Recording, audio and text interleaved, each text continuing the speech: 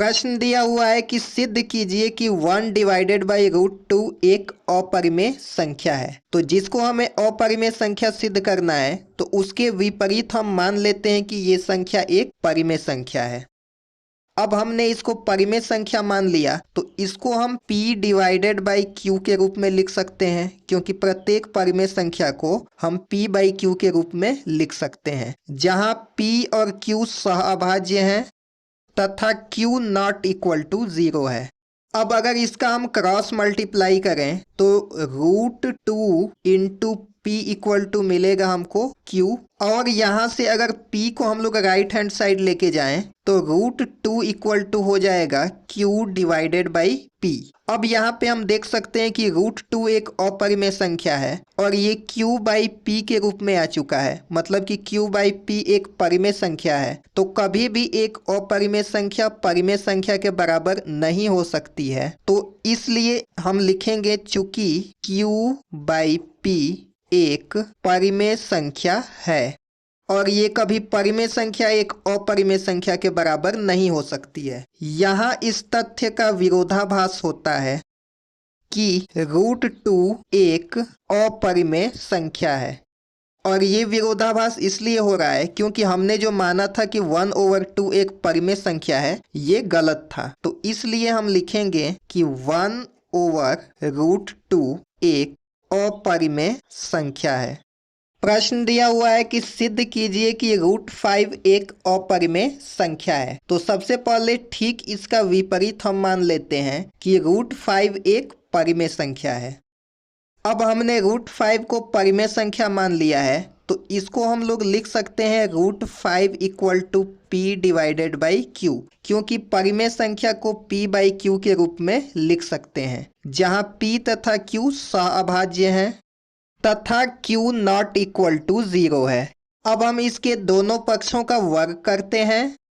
√5 का स्क्वायर करेंगे तो 5 होगा और p डिवाइडेड बाई q का स्क्वायर होगा p square divided by q square. यहाँ से अगर हम p स्क्वायर का मान निकाल लें तो हमको मिलेगा 5q स्क्वायर। अब p स्क्वायर 5 का मल्टीपल है, इसका मतलब कि p स्क्वायर 5 से विभाज्य होगा।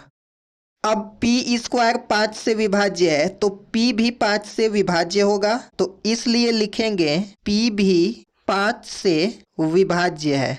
इसको इक्वेशन नंबर फर्स्ट बना लेते हैं। अब p 5 से विभाज्य है तो p को हम 5 के मल्टीपल में लिख सकते हैं, मतलब कि p इक्वल टू हम लिख सकते हैं 5r, जहां r एक धनात्मक पूर्णांक है।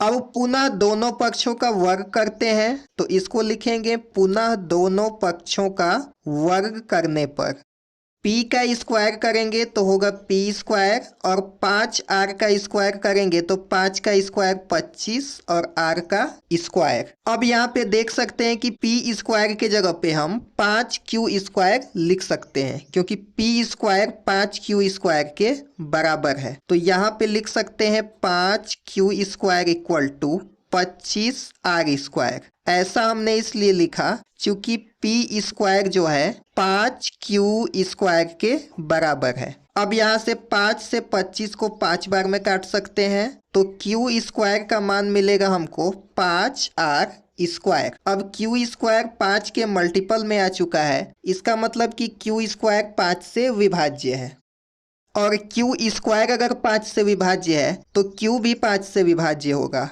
क्योंकि किसी संख्या का स्क्वायर किसी संख्या से विभाज्य होता है तो वो संख्या भी उससे विभाज्य होती है, इसलिए q भी 5 से विभाज्य है।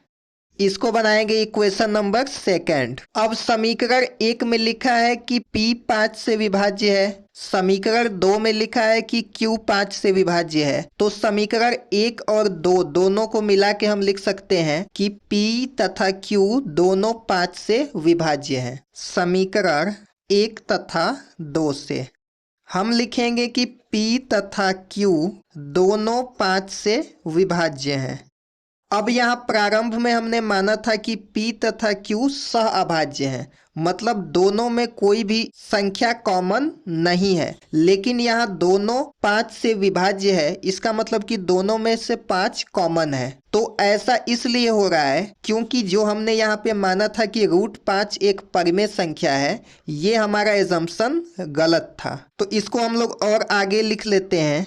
जबकि हमने प्रारंभ में माना था कि P तथा Q सह अभाज्य हैं, अतः हमारी परिकल्पना गलत है। इसलिए √5 एक अपरिमेय संख्या है। ये यहाँ पे सिद्ध हो चुका है।